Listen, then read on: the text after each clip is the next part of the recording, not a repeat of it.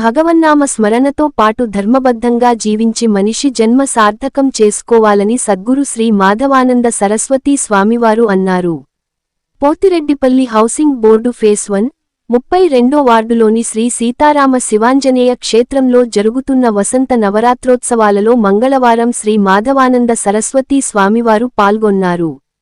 ఆలయంలోని దేవతామూర్తులకు పూజలు జరిపి కర్పూర హారతులతో మంగళ నీరాజనాలను సమర్పించారు. అనంతరం భక్తులను ఉద్దేశించి శ్రీ స్వామివారు అనుగ్రహ భాషణం చేశారు. సంగారెడ్డి పట్టణం పోతిరెడ్డిపల్లి హౌసింగ్ బోర్డు ఫేస్ 1, 32 వార్డులో భక్తుల కొంగు బంగారమై కొలువయున్న శ్రీ సీతారామ శివాంజనేయ క్షేత్రంలో వసంత నవరాత్రోత్సవాలు అత్యంత వైభవంగా జరుగుతున్నాయి. ఉత్సవాల 3వ రోజు మంగళవారం సద్గురు శ్రీ మాధవానంద సరస్వతీ స్వామివారి పరిపూర్ణమైన ఆశీస్సులతో బ్రహ్మశ్రీ మహేశ్వర శర్మ సిద్ధాంతి వైదిక పర్యవేక్షణలో వేద పండితుల వేద మంత్రోచ్చారణల మధ్య చండీ హవనము వంటి క్రతువులను జరిపారు. ఈ సందర్భంగా ఆలయ నిర్వహణ కమిటీ అధ్యక్షులు నాయకోటి రామప్ప మాట్లాడుతూ 3వ తేదీ గురువారం శ్రీ దత్తాత్రేయ స్వామివారికి మహాభిషేకము, శ్రీ గురుగీతా హవనము, 4వ తేదీ శుక్రవారం శ్రీ వైష్ణవి మహాయాగము, సువాసిని మహిళలచే సామూహిక కుంకుమార్చన, 5వ తేదీ శనివారం మన్యు యాగము, శ్రీ ఆంజనేయ స్వామివారికి తమలదలార్చన మరియు శ్రీ సీతా జన్మోత్సవం జరుగుతుందని చెప్పారు. 6వ తేదీ ఆదివారం శ్రీ సీతారాముల కళ్యాణోత్సవం నేత్ర పర్వంగా జరుగుతుందని రామప్ప అన్నారు. 7వ తేదీ సోమవారం శ్రీ సీతారామ పట్టాభిషేక మహోత్సవం అత్యంత వైభవంగా జరుగుతుందని తెలిపారు. ప్రతిరోజు ఉదయం 9 గంటల నుండి 11:30 వరకు మాతృకన్యాసము, నవాయుత శ్రీ సీతారామచంద్రస్వామి మూల మంత్ర జపము, మండలార్చనం, షోడ్షోపచార పూజ, విశేష హోమాలు నిర్వహించబడుతాయని పేర్కొన్నారు. ప్రతిరోజు సాయంత్రం 5 గంటల నుండి 8 గంటల వరకు ప్రసాద ప్రదక్షిణం, ద్వారపూజ, పాత్రసాధనం, శ్రీరామ దశావరణ మహాపూజ, తీర్థప్రసాద వితరణ జరుగుతుందని అన్నారు. అదే విధంగా 12వ తేదీ శనివారం రోజున శ్రీ హనుమాన్ జయంతి సందర్భంగా శ్రీ హనుమత్ జయంతోత్సవ కార్యక్రమాన్ని నిర్వహించడం జరుగుతుందని తెలిపారు. సంగారెడ్డి పట్టణం పోతిరెడ్డిపల్లి హౌసింగ్ బోర్డు ఫేస్ 1, 32 వార్డులోని శ్రీ సీతారామ శివాంజనేయ క్షేత్రంలో ఎంతో వైభవంగా జరిగే మరెంతో విశేషమైన ఈ భగవత్ కార్యక్రమంలో పెద్ద సంఖ్యలో భక్తులు పాల్గొని శ్రీ సీతారామచంద్ర భగవానుని పరిపూర్ణమైన ఆశీస్సులు పొంది తరించాలని నాయకోటి రామప్ప భక్తులకు సూచించారు.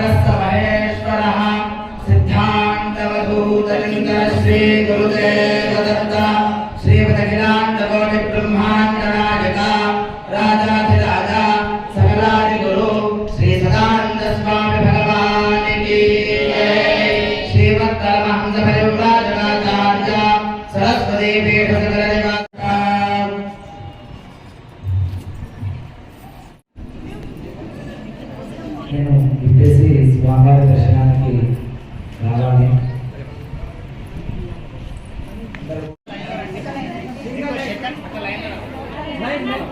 ఇంతసేపు ఉన్నారు, ఒక 5-10 నిమిషాలు అంతా శ్రీమాత్రే నమః శ్రీమాత్రే నమః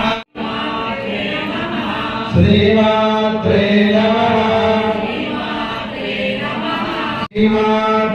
నమః మాధవానంద స్వామి గారి పాదపద్మములకు నమస్కరిస్తూ ఈరోజు మా సంగారెడ్డి పట్టణం పోతిరెడ్డిపల్లి 32వ వార్డులో వెలిసిన శ్రీ సీతారామ శివాంజనేయ క్షేత్రానికి మన అందరినీ ఆశీర్వదించడానికి నవరాత్రోత్సవాల భాగంగా స్వామివారు వచ్చినారు.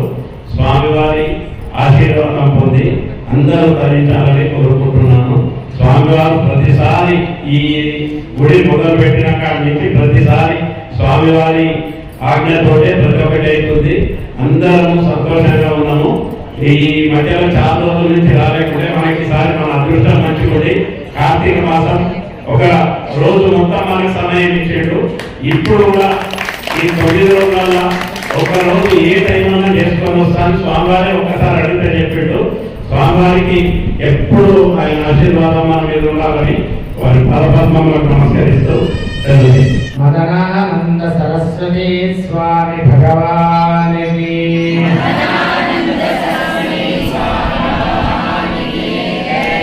శ్రీ కృష్ణానంద సరస్వతి స్వామి భగవానికి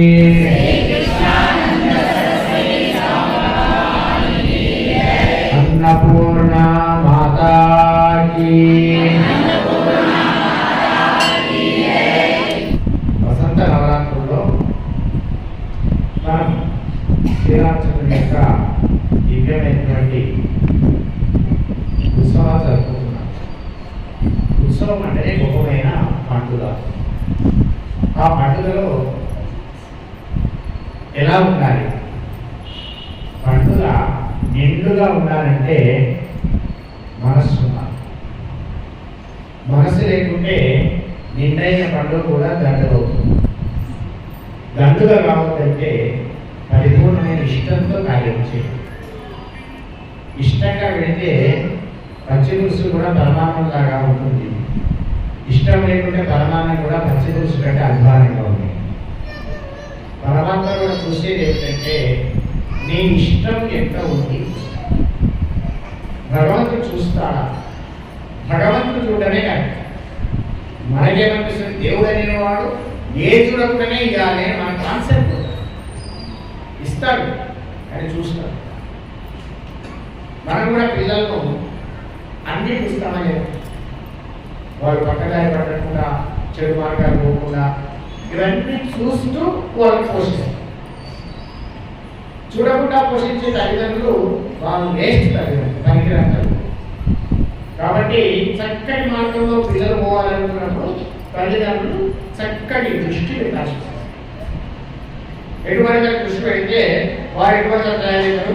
కుటుంబానికి నాశనం, దేశానికి నాశనం, వంశానికి నాశనం.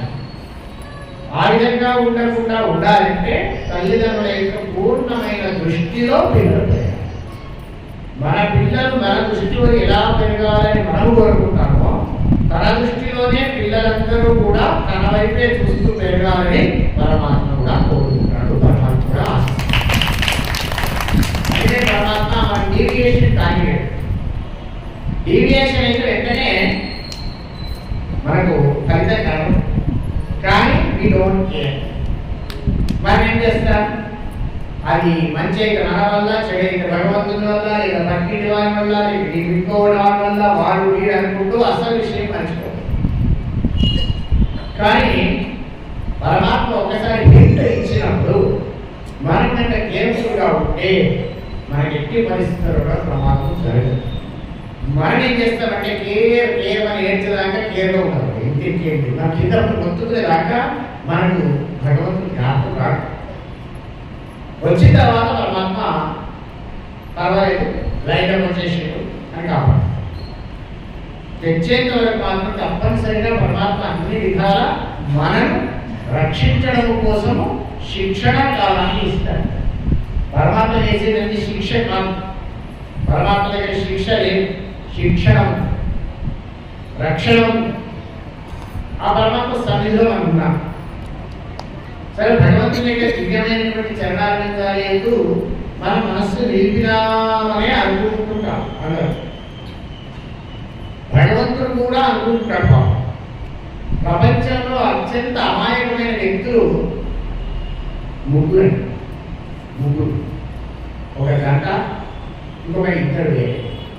మొట్టమొదటి వాడు దేవుడు, most innocent in the world. మొట్టమొదటి వాడు ఎవరు? ఎవరండి? రెండవ వాడు గురువు. సెకండ్ పర్సన్ ఎవరు? థర్డ్ పర్సన్ ఎవరు తెలుసా? తల్లిదండ్రులు. ఎన్ని అబద్ధాలు చెప్పినా మామూలు మంచుడే అని తల్లిదండ్రులు అనుకుంటారు. ఏమి ఎంత తప్పు చేసినా నా శిష్యుడు మంచుడే గురువు అనుకుంటాడు. ఏం చేసినా ఏం చేయకుండా నా సృష్టి అంతా బాగుందని దేవుడు అంటున్నాడు. ముగ్గురు ఇన్నోసెంట్. వాళ్ళ ఇన్నోసెన్స్ మనం చాలా వాడు కానీ వాడు ఇన్నోసెన్స్ లేరు కానీ సెన్స్లెస్ ఫెలోస్ కాదు. బాగా అర్థించుకోవాలి. వాళ్ళు సెన్స్ వాళ్ళు బాగా తెలుసు ఎప్పుడు ఏది ఏ విధంగా చెబితే అది సుధారించబడుతుందో, ఏ విధంగా సవరించబడుతుందో పరమాత్మకి తెలుసు. ఈరోజు వసంత నవరాత్రులలో మనం పాల్గొంటున్నాం. రామ శబ్దంతో ఉండేటువంటి దేవుడికి మనం పూజ చేసుకుంటాం. రామ అంటే అర్థం ఏమిటి? రామ అంటే రమయీతి రామ, ఆనందమును అందించువాడు. ఆనందమును అందించువాడు ఎలా ఉండాలి? 100 రూపాయలు దానం చేయవాడు అంటే మన దగ్గర ఉండాలి. 100 రూపాయలు ఉండాలి. ఏం దానం చేసిన ఏమవుతుంది? వాళ్ళని ఫస్ట్ చూస్తాడు కదా, దాని కూడా వా దానం అంటే ఫ్రీ.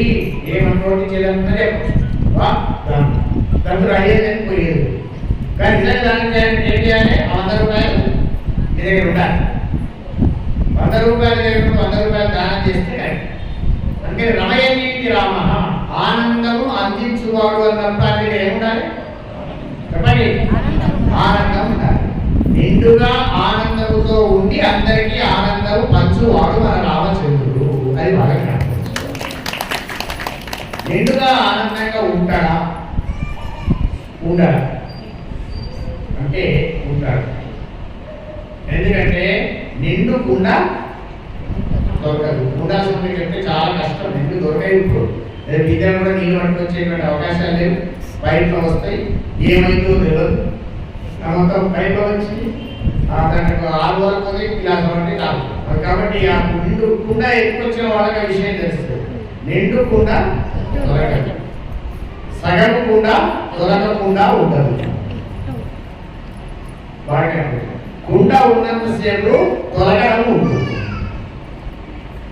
కుండలో నీళ్లు తీసుకున్నంతసేపు అయితే తొలగకుండా ఉండాలి, లేకపోతే తొలుగుతూ ఉండాలి. ఎంతసేపు? ఈ కుండ అనే పదార్థం ఉన్నంతసేపు తొలగడము తొలగకపోవడం ఉండాలి. కుండ లేదనుకోండి, నీళ్ళల్లో నీళ్లు కలిసినాయి, అప్పుడు తొలుగుడే ఉండలేదు. ఆ నీళ్ళల్లో నీళ్ళు కలిసిన విధానం మన రాముడు. మొత్తం సమస్త ప్రపంచం నిండా అందరి హృదయాల నిండా ఉంటాయి. అటువంటి రామచంద్రుని యొక్క దివ్యమైన సన్నిధిలో మనం ఉన్నాం. మనకి ఏమనిపిస్తుంది? రాముడు అని కొన్ని కాన్సెప్ట్స్ ఉంటాయి. అంత బాగానే అమ్మవారి విషయాన్ని కొంచెం రాముడు పొరపాటు చేసినట్టు అనిపిస్తుందని ప్రతి వారం అనుకుంటాం. అందుకని అమ్మవారి మీద మనకు ఉండేటువంటి ప్రేమ, ఆమె గడిచిన తీరు, అవన్నీ మనకు హనుమంతుడు కళ్ళ కట్టినట్టు చెప్పినాడు. ఉపవాస కుశాంతినా విశ్వసంతి పునః ప్రభుగ్రస్తులో దివాకర ప్రతిపత్ పాఠశీలస్య అని చెప్తారు. మొత్తం నిట్టూర్పులతో ఉన్నది లంకలో. 11 ఏళ్ళు ఆహారం లేకుండా, నిద్ర లేకుండా, నిట్టూర్పులతో రామనామస్మరణలో గడిపిన అమ్మను తన వీరత్వం నిరూపించుకొని కొత్త ఏంటేది భార్యను రక్షించుకున్న భర్త ధర్మమే. ఆ ధర్మాన్ని పరిపాలించి రావణం నెరుగురించి చక్కగా తీసుకొచ్చి కూర్చోబెట్టుకోవచ్చు. అక్కడ చిన్న పాయింట్ వేసి ఏమన్నాడు? ప్లీజ్ కమ్ టు ఫైర్, మీరు అగ్నిలో నుండి రాండి. ఇక్కడ రామచంద్రుడిని తప్పు పట్టే వాళ్ళందరూ బాగా గమనించుకోవాలి. రామచంద్రుడు మహాధర్మాత్ముడు, అంతకంటే చాలా పెద్ద ప్రేమమూర్తి. రామచంద్రుడిని ఇవాళ మనం ఇట్లా అంటున్నాము అని రామచంద్రుడికి ఆలోచన తెలుసు. ఒకవేళ ఇంత నిష్టగా ఉన్నటువంటి సీతను నేను పరీక్ష పెడితే తప్పనిసరిగా లోకం నాకు నిందిస్తుంది. కానీ నా సీత నిజంగా గొప్పని నిరూపించబడాలంటే నాకు చెడ్డకే వచ్చినా సరే అనుకున్నవాడు మన రాముడు. ఆమె పాతిపత్య ధర్మం అంత గట్టిగా ఉందని చూపించడానికి ఇప్పటి వరకు కూడా కేవలం నిందిస్తుంటే కూడా తాను భరిస్తుంది. కణం కణం నిండా ధర్మం నిండేటువంటి రాముడు. ధర్మం ఎలా ఉంటుంది అంటే రామ విగ్రహం చూడుకోవాలి. రామో విగ్రహవాన్ ధర్మ. ధర్మం యొక్క పూర్ణ స్వరూపం రాముడు. అటువంటి రాముడి యొక్క నవరాత్రాలు చైత్రమాసం రాగానే ప్రారంభమవుతాయి. ఈ చైత్రమాసంలో వసంత ఋతువు అంటారు. ఋతువులలో మనం ఇప్పుడు మొదలెడుతున్నాం. అప్పుడు పాతకాలంలో ఇది మొదటి కాలం, ఇప్పటి మన కాలంలో ఇది మొదటి వసంత ఋతువు. చైత్రమాసం కూడా మొదటి కాదు. మనం ఈ చంద్రమానాన్ని చూసుకున్నప్పటికీ చైత్రం మొదలు. అంటే మొదటి పండుగ ఉగాదితో ప్రారంభమైనటువంటి నవరాత్రోత్సవం శ్రీరామనవమిలో పూర్తి చేస్తుంది. చాలా చోట్ల శ్రీరామనవమి ఉత్సవాలు రకరకాలుగా జరుపుకుంటారు. కొన్ని ప్రాంతాల్లో కేవలం రామచరణం చేస్తారు. రాముని యొక్క జననం చేసి ఆ రామచరణ సాగజని రాముని తొట్టలో వేసి ఆనందిస్తారు. రామచరణం మాత్రమే చేసుకుంటారు. రాముని కళ్యాణం చేస్తారంటే వాళ్ళు మార్గశిర మాసంలో రాముని పెళ్లి నిజంగా పెళ్లి అయినా చేస్తారు. కానీ పురాణాల్లో కొన్ని చోట్ల జన్మతిథి నాడు కళ్యాణం చెయ్యాలి అనేటువంటి చేయవచ్చు అనేటువంటి ఆధారంగా మన ప్రాంతంలో మనం తప్పనిసరిగా రామ కళ్యాణాన్ని చేసుకుంటాం. ఎందుకు అంటే రాముడు పుట్టిన సంగతి మనకు చాలా ఉత్తమంగా తెలుసు. మన దగ్గరికి వచ్చిన రాముడు ఎటువంటి వాడు అలాగే సీత. మన ప్రాంతంలో జనగా ఎక్కడొచ్చాడు? సీతతో కలిసి వచ్చిన రాముడు. కాబట్టి మనం రామ కళ్యాణాన్ని రామ నవరాత్రిగా తప్పనిసరిగా చేసుకుంటాం. మనం కలుస్తాం. అటువంటి రామోత్సవంలో మరి రామప్ప ఈ గుడి పేరు ఏంటి అంటే ఎవరన్నా శివాంజనేయ సీతారామ క్షేత్రం అంటే మా సంగారెడ్డిలో లేదండి అని చెప్తారు. రామప్ప గుడి దాకా ఉంది. వరంగల్లో రామప్ప గుడి, ఇక్కడ రామప్ప గుడి అంటే పేరట వచ్చింది. అది ఆయన పొగిపోవాల్సిన అవసరం లేదు, పొగిపోవాల్సిన అవసరం లేదు, లొంగిపోవాల్సిన అవసరం లేదు. కానీ భగవంతుడి దగ్గర ఒంగిపోవాల్సిన అవసరం లేదు. తప్పకుండా తప్పనిసరిగా అది ఉన్నంతకాలం పేరట చక్కగా భగవంతుడి యొక్క సేవలు తరిస్తున్నాం. మనం నిజంగా తరిస్తున్నామా? ఇక్కడ వాళ్ళందరూ కూడా తప్పు పట్టుకోవద్దు, పట్టుకున్న నాకేం అభ్యంతరం లేదు. రామచంద్రుడు నమస్కారం చేస్తున్నాం కదా, సీత, రాముడు, లక్ష్మణుడు, ఆంజనేయుడు వాళ్ళకి నమస్కారం చేస్తున్నాం. బయటకు వెళ్ళిన తర్వాత మనం ఎట్లా ఉంటున్నాం?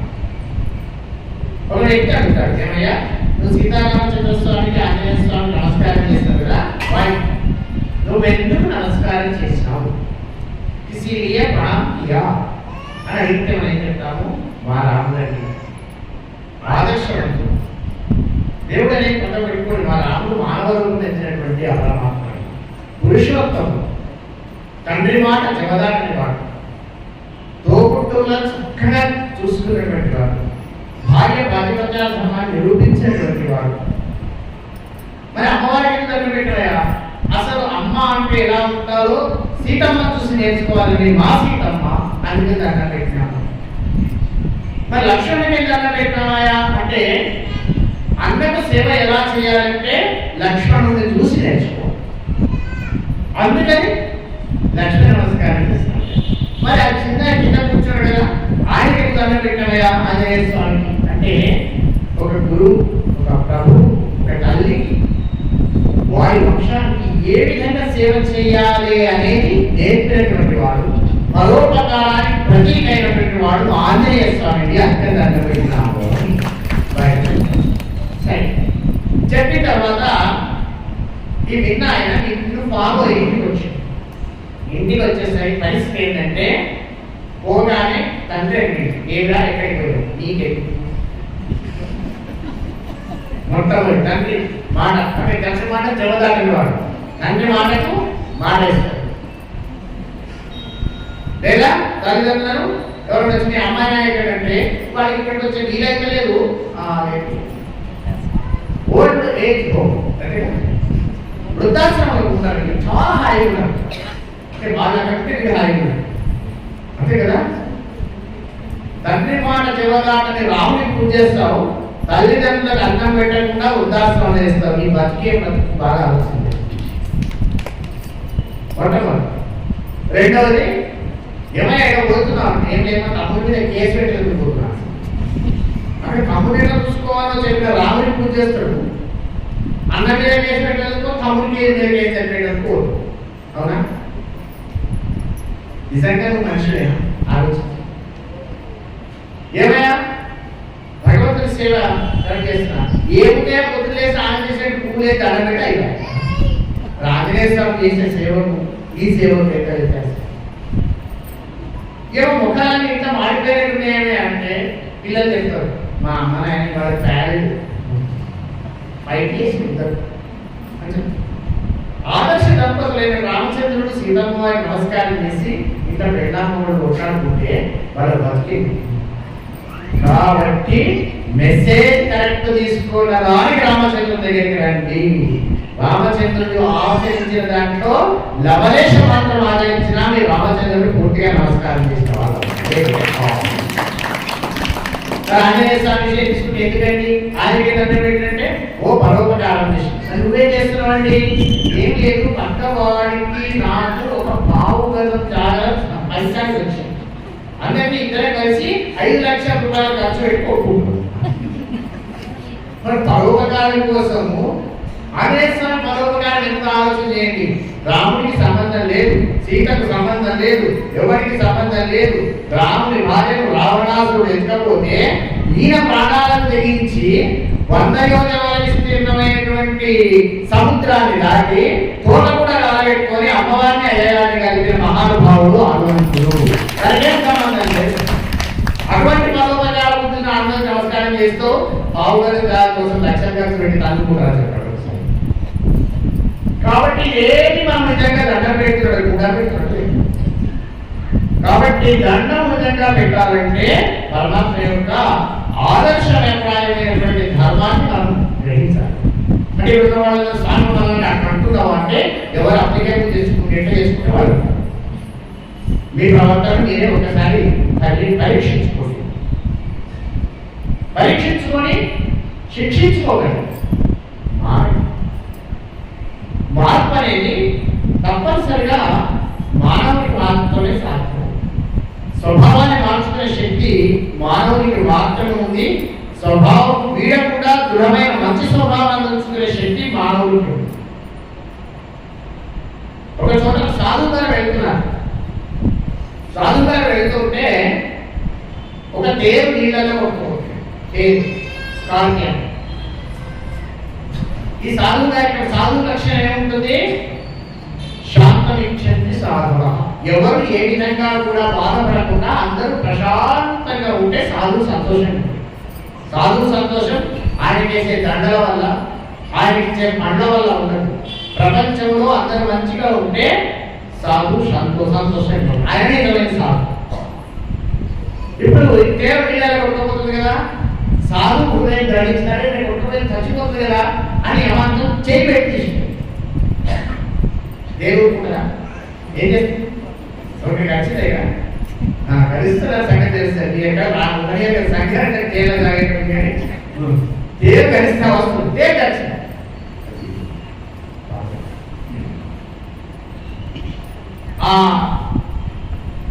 దేవుడు కలవగానే ఏం చేస్తాం? జీవనాన్ని ఏం చేస్తాం? విధిస్తాం. ఇట్లా విధించి ఆ విధించగానే ఏమైంది? పండుగ ఎక్కడ పడింది? మళ్ళా నీళ్ళలో మళ్ళీ చేయించి మళ్ళీ తీసి మళ్ళీ కొట్టి మళ్ళీ వదిలేదు. 4 సార్లు ఆ పక్క నుంచి ఒక ఆయన వదలడు. కొన్ని విషయాలు మనం చేస్తుంటే మనకంటే మన పక్కవాడు బాగా అర్థం చేస్తుంది, చాలా అర్థం చేస్తుంది. ఆయన అర్థం చేసి దగ్గరికి వచ్చింది. ఏమయ్యా స్వామి గుర్తుందా అని లేదు. అరే అది దేవుడు కుడుతున్నది, నువ్వు వాళ్ళకి తీస్తున్నావు, కుడుతున్నావు తీస్తున్నా, నీళ్ళలో పడుతున్నది పోలవని చచ్చిపోతుంది. చచ్చిపోతుంది అయినా చచ్చిపోతుంది కుడుతున్నావు కదా అంటే పరికరాలను పనిచేస్తుంది. ఎందుకు? దేవుడు కుటుంబాన్ని రక్షిస్తున్నా. దేవుడు కుట్టుడు స్వభావం అండి అనండి. ఆయన చూసిన దేవుడికి ఏం స్వభావం? కుట్టుడు స్వభావం. అప్పుడు సాధు ఏమిచ్చిందంటే చచ్చిపోతున్నా తనకు ఉండే స్వభావాన్ని ఏం వదలలేదు. మరి బతికున్న మంచి జ్ఞానం ఉన్న నేను రక్షించే స్వభావాన్ని ఎందుకు వదులుకోవాలి అని, అంటే తన స్వభావాన్ని సుస్థిరం చేసుకోవడానికి సిద్ధంగా ఉండేటువంటి వాడు మనిషి, నిజమైనటువంటి మనిషి. అట్ ది సేమ్ టైం అవసరమైనప్పుడు లోక కళ్యాణాత్మో లేక తన యొక్క దివ్యమైన ఆత్మ జ్ఞానాత్మో తన స్వభావాన్ని చక్కగా తీర్చిదిద్దుకునేటువంటి అవకాశం కూడా మనిషికి. ఒక చోట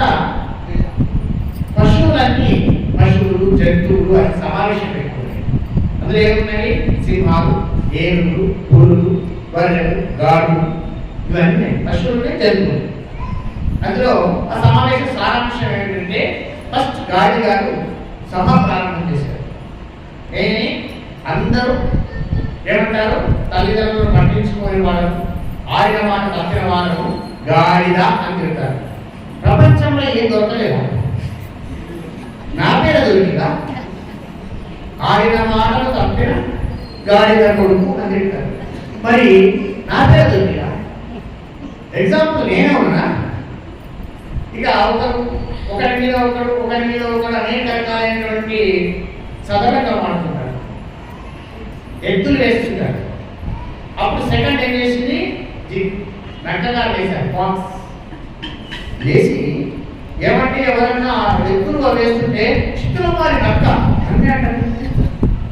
ఇంకా పేరు అనొచ్చు కదా, వాళ్ళు చుట్టాల పేరు అనొచ్చు కదా, వాళ్ళు నా పేరు తీసుకుంటారు. ఇంకొక చూసి ఎవరైనా గట్టిగా మాట్లాడితే బుస్సు అని నన్ను తీసుకుంటారు. ఆమె యొక్క పుస్తకం వాళ్ళు పుస్తకం నన్ను తీసుకుంటారు. ఈ విధంగా ఉన్న జంతువులు, పశువులు అన్నీ కూడా వాటి నామధేయాన్ని మనం ఎట్లా నిర్వహించుకుంటామో ఏకలు పెట్టి మనం మన పేరు వాడకుండా చేసాము అనేది ప్రారంభమయ్యి సమావేశం పెట్టుకుంటే జడ్జిమెంట్ ఎవరి అసలు మనిషి ఒప్పుకోవడం మనకి ఒప్పుకోవడం మొదలు తేలిన తర్వాత మనిషి అంటే మనం ఒప్పుకోవాలి. కానీ మొదలు ఎవరు ఒప్పుకోవాలి? తీర్చవలసిన వారెవరు? బాగా అక్కడనే వాటికి కనపడేటువంటి వాడు ఆ జంతువులన్నీ తిరిగే ప్రదేశంలో ఒక చెట్టు కింద ఒక సన్యాసి గారు తపస్సు చేసుకుంటున్నారు. ఈయన సన్యాసి అంటే ఉంటే నో బెండింగ్, దేనికి లొంగకుండా ధర్మానికి మాత్రమే కట్టుబడి ఉండి ఆత్మధ్యానంలో ఉండువాడు స్వామి. ఇక వేరే పని ఉండదు. ఆత్మధ్యానము, లోకరక్షణ తప్ప ఇంకొక వేరే వ్యవహారం వస్తాడు. ఇది అదే పని మీద ఉన్నాడు. ద్వంద్వాదీతో విమత్సర, సుఖ దుఃఖాలు, శీతోష్ణాలు ఇవన్నీ సమానంగా చూసేవాడు. విమత్సర వాత్సల్య బుద్ధి లేదు, జెలసీ లెస్ జెలసీ కాదు, జెలసీ లెస్, మొత్తమే జెలసీ లేకుండా ఉండేటువంటి వాడు. ఓహో ఈయన మనం సరిగ్గా జడ్జిమెంట్ ఇస్తాడు అని మెల్లగా వచ్చి అన్ని నమస్కారం చేసి, అయ్యా ఒక జడ్జిమెంట్ అవసరం ఉంది, నేను చెప్పాలి అని ఆ సన్యాసి గారిని ప్రార్థించాడు. తర్వాత ఏంటంటే ఈ మమ్మల్ని అందరినీ పేరు పెట్టుకుని మంచి తింటుంటాడు. మేము మాకు బాధ అవుతుంది మా జాతి తింటుంటే, కనుక మేము గొప్పనా మనిషి గొప్పనా నేను చెప్పాలి. అప్పుడు ఆయన ఏమన్నాడంటే ఒక నిమిషం ఆలోచన చేసి మనిషి గొప్ప అన్నాడు. ఎవరు? సన్యాసి గారు. అంటే అందులో తోడే ఏమని తెలుసా? నువ్వు మనిషి కనుక అని మాట్లాడే ఎవరితో పేరుంది తోడకే ఉంది. సింహగారు ఏమండి నేను చాలా క్రూరాత్మకం, సింహం అంటే క్రూరం అంటారు కదా, మీరు చెప్పిన జడ్జిమెంట్ నాకు నచ్చలేదు కాబట్టి నేను స్టెప్ తీసుకోవాలి వాస్తవానికి. కానీ మీకు ఒక చిన్న అవకాశం ఇస్తాను, యూ మే ప్రూవ్, మీరు దాన్ని ప్రూవ్ చేయండి. మనిషి గొప్పవాళ్ళని ప్రూవ్ చేయండి. అది ఓకే సరే, ఒక మనిషి విలువండి అక్కడ నుంచి ఆయన పోతున్నాడు. నమస్కారం చేసి ఏమయ్యా దూరం నుంచి దండం పెడుతున్నావు అని అంటే, ఏం లేదండి ఇవాళ వేరే పదార్థం తీసుకున్నాం, మీ దగ్గరికి రాకూడదు అంటే గురువుడికి నమస్కారం చేస్తున్నాం. ఏమయ్యా ఒక పని చెప్తా వింటావా? వింటాను. నువ్వు ఏమేమి తింటావు? నేనేమేమి తింటా? ఉల్లిగడ్డ తింటా, ఎల్లిగడ్డ తింటా, మాంసం తింటా, అనేక రకాలైనటువంటి నాన్ వెజిటేరియన్ తింటా. మరి ఏమేమి తీసుకుంటావు? ఏం లేదండి, రోజుకోసారి, మధ్యాహ్నం ఒకసారి, సాయంత్రం ఒకసారి రకరకాలైనటువంటి తాగు పదార్థాలు ఉంటాయి. తాగు అంటే తింటావు, తాగు, రజోగుణం, తపోగుణం, ఈ రెండు ఉన్నాయి. అయినా ఏమన్నా ఎందుకంటే ఒక నిమిషం పెట్టాలి. ఈ మనిషి గురించి నేను మాట్లాడుతున్నా. జంతువులారా, మీ దగ్గర నుంచి ఒక రిప్రజెంటేటివ్ ఇవ్వండి, ఆయనతో మాట్లాడాలి. వాళ్ళందరూ బాగా చూసి సింహం అంటే రాదు కదా, మళ్ళీ రాదు కూలీ ఇచ్చాను టైగర్. ఆ టైగర్ ఇచ్చాడు. ఏం టైగర్, నువ్వేం తీసుకుంటావు? ఏం తీసుకుంటాను అడుగుతారా? ఏం తింటా? మాంసం. ఏంటి? మాంసం. సరే. తాగేదేంటి? రక్తం. సరే. ఇప్పుడు మనిషి అడిగాడు, ఏమండి మనిషి గారు చెప్పండి స్వామి. ఏమీ లేదు, ఇవాళ నుంచి నువ్వు ఉల్లిగడ్డ ఎల్లిగడ్డ తినదు, మాంసం తినదు, నాన్ వెజిటేరియన్, ఎగ్ కూడా నాన్ వెజిటేరియన్. కొంతమంది రాదంటారా, తప్పది. నాన్ వెజిటేరియన్, ఎగ్ కూడా తినదు, తాగొద్దు, పరిశుభ్రంగా ఉండాలి, ప్రేమగా ఉండాలి, హాయిగా మాట్లాడాలి. అయ్యా ఎన్ని రోజులు అన్నాడు? నువ్వు బతుకున్నన్ని రోజులు అని చెప్పిన. నువ్వు బ్రతుకున్నన్ని రోజులు అన్నావు. సరే స్వామి, మీకు మాట ఇస్తున్నా, ఈ జీవనం అయిపోయింది, రేపటి నుంచి నేను ఆ పదార్థాల జోలికి పోను అని ప్రమాణం చేసిన. పులి పిలిచాడు. ఏమంటే పులిగారు, మీరు రేపటి నుంచి బీరకాయలు, బెండకాయలు, గడ్డి ఇవి తినాలండి.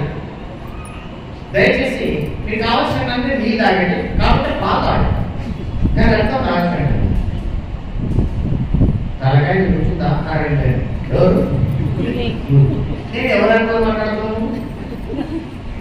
షేర్ చేస్తున్నారా? నేను పులిలాగా ఉంటా. నేను గడ్డి తింటున్నా, నేను కూరగాయలు తింటున్నా, నేను పాలు తాగుతున్నాను. అంటే అవసరమైతే గురువు గారు చెప్పింది విని స్వభావం మార్చుకోవడానికి సిద్ధమైనటువంటి వాడు మానవుడు. ఎవరు చెప్పినా స్వభావాన్ని మార్చుకోకుండా ఉండే మూర్ఖమైనటువంటి వాడు పులి. ఎవరు గొప్పని అర్థం చేస్తుంది. ఎవరు గొప్ప? ఎటువంటి మనిషి? పులిలాంటి మనిషి కాదు, మారిన మనిషి గొప్పవాడు. కాబట్టి స్వభావాన్ని మార్చుకోకుండా ధర్మబద్ధంగా ఉండేవాడు మనిషే. ధర్మం కోసం స్వభావాన్ని తాను పూర్తిగా మార్చుకునేటువంటి వాడు మనిషే. కాబట్టి ధర్మమే ప్రధానంగా జీవించేవాడు మనిషి. అటువంటి ధర్మ ప్రధాన జీవనాన్ని మనం కొనసాగిస్తున్నాం. ఆ ధర్మ ప్రధాన జీవనాన్ని కొనసాగిస్తూ రాముడి దగ్గరికి వచ్చినప్పుడు ఒకటి పోవాలి, ఒకటి రావాలి. రావణాసురుడు అమ్మవారి విషయంలో దుర్మార్గ ప్రవర్తనతో ఉండి అనేక రకాల ఆలోచన చేస్తుంటే ఆయన బాధ లేక ఆయన భార్య ఏం పేరు? మందోదరి. ఆ మందోదరి ఏమండి నీకు దిక్కుమాల రోగం కాలిపోయింది, ఏం చేద్దాం? మరి మీకు అన్ని రకాల మోసం చేసి అవతారాలు వేసే అలవాటు ఉంటారు కదా, మరి అదేదో మీ కర్మకాలిపోతుందో ఏమైతుందో అని రాముని వేషం చేసుకొని ఆమె దగ్గర పోయి ఆమె చాలా భార్య అవసరమైతే భర్తను బాధలు ఇటువంటి చేస్తారండి. ఆమె చెప్పి చెప్పనే చేసి రావణాసుడు కోపానికి వచ్చిందండి. కాబోతే నేను మాట్లాడుతున్నావు, ఏమనుకున్నావు అండి? ఏమైంది? తప్పే చెప్పినండి. తప్పు చెప్పడు కాదు. రాముడు ఎక్కడ ఉండవు, కాముడు అక్కడ ఉండడు అన్నాడు. రాముడు ఉంటే కాముడు ఉండడు. నేను పోయేదే కాముడు కోసము, రాముడు ఉన్నాక కాముడు ఎక్కడ ఉంటాడండి. కాబట్టి రాము ఆలోచన మనం రాముడి దగ్గరికి వచ్చినా మనలో ఉండేటువంటి అధర్మబద్ధమైనటువంటి కామం ఉంటే, ధర్మబద్ధము కాని కామం ఉంటే ధర్మావరంతో భూతేషు ధర్మబద్ధమైనటువంటి కోరికలు, ధర్మబద్ధమైనటువంటి కామం వాంఛనీయం. అధర్మబద్ధంగా ఉంటే పోవాలి. రాముడి దగ్గరికి వస్తే ఏం పోవాలి? పనికిరాని కామము పోవాలి. అంటే కదా, రాముడి దగ్గరికి వస్తే రావాల్సింది ఏమిటి? ప్రేమ. ప్రేమ స్వభావం రావాలి, కామ స్వభావం పోవాలి. ఇది రాముడి దగ్గరికి వచ్చిన మనందరికీ కూడా తర్వాత అనుగ్రహిస్తారు. మన చక్కని వసంత నవరాత్రులు మనం కార్యక్రమం చేసుకున్నాం. అంతకుముందే రామప్ప గారు చెప్పినట్టు కార్తీక మాసంలో 5 లక్షల పుష్పాలతో ఇక్కడ ఉన్నటువంటి పరమాత్మ సేవ మనందరం కలిసి చేసుకున్నాం. మళ్ళీ అటువంటి కార్యక్రమాలు అతి త్వరలోనే మనం ఏర్పాటు చేసుకుందాం. కార్యక్రమ పరంపర కొనసాగుతూనే మనం ఏదైనా ఒక్క నిమిషం ఎక్కినట్టుగా శనై ఒక్కొక్క మనలో ఉన్నటువంటి దుర్గుణాన్ని వదులుకుంటూ మనలో ఉన్న ప్రేమ స్వభావాన్ని పెంచుకునేలా ఆశీర్వదించాలని పరమాత్మను గురువుగారి నారాయణ స్మరణతో ప్రార్థిస్తూ మరి చక్కటి కార్యక్రమాల మేళవింపులో మీ అందరికీ నిండుగా ఆశీర్వదిస్తున్న మా గురువు గారికి నారాయణ స్మరణపూర్వకంగా నమస్కారాలు. మీలో ఉన్న ప్రేమత్వం ఇంకా పెరగాలని, ఇక్కడ కార్యక్రమాల్లో ఇంకా పాల్గొనేటువంటి సమయాన్ని మీకు ప్రసాదించాలని పరమాత్మను అర్థిస్తూ నేను నా వాణి విరామాన్ని ఇస్తున్నాను. శ్రీమాత్రే నమః.